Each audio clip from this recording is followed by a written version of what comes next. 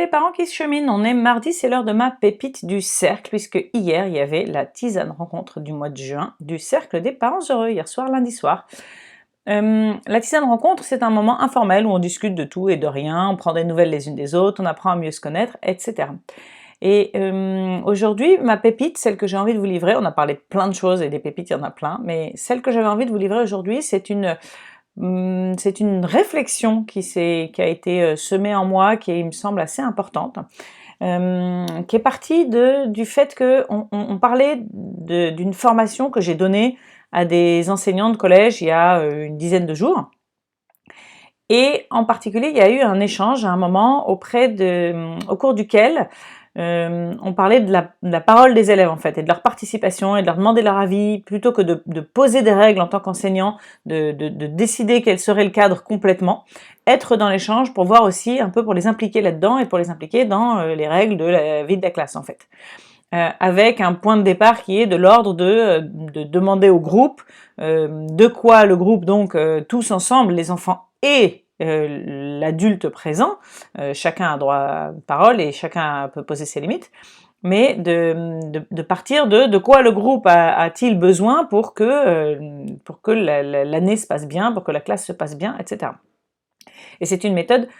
très efficace pour que les élèves suivent mieux en fait les règles de classe, puisqu'ils sont réellement partie prenante, ils sont impliqués dans leur définition,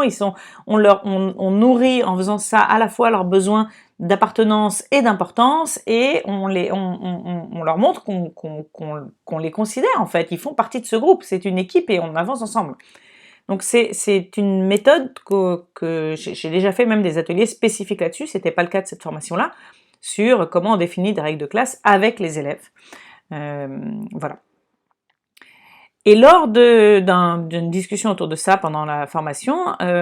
une des enseignantes m'a répondu que elle considérait que c'était pas forcément une bonne idée de demander leur avis aux élèves, parce que selon elle, ce qui se passe souvent, c'est que les élèves qui sont plus à l'aise pour prendre la parole vont intervenir beaucoup plus, et que ceux qui n'osent pas prendre la parole ont un rôle plus effacé, donc ne vont pas s'exprimer, et donc leur point de vue n'est pas pris en compte. Et du coup, c'est un peu injuste, parce que ce sont toujours ceux qui sont à l'aise dont les avis sont entendus.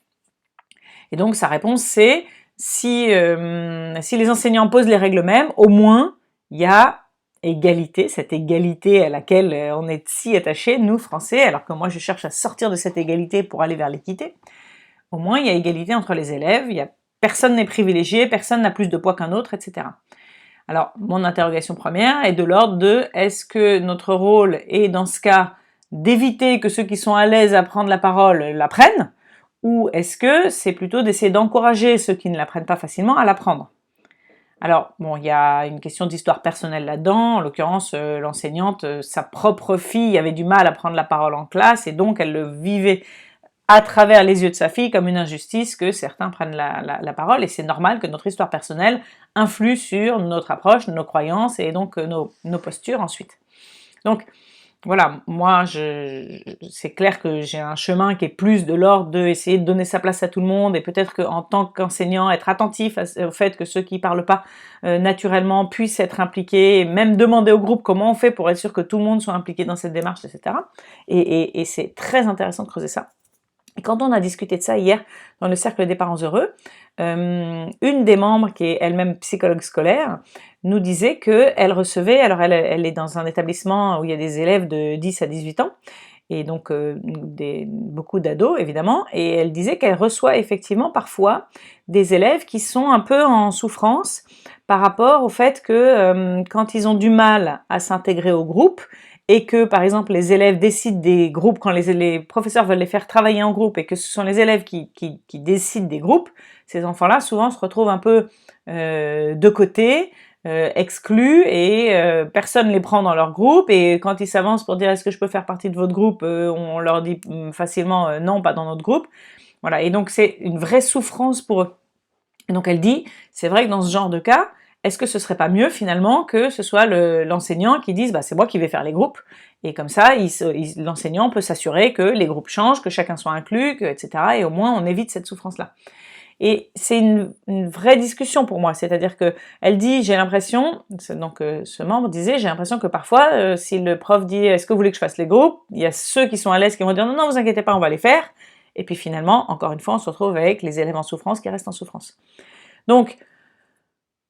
moi, je me dis que c'est pas blanc ou noir, que ça demande, par exemple, peut-être une observation de la part de l'enseignant, et c'est compliqué parce que l'enseignant, en fonction de sa propre croyance, sa propre histoire, n'a pas forcément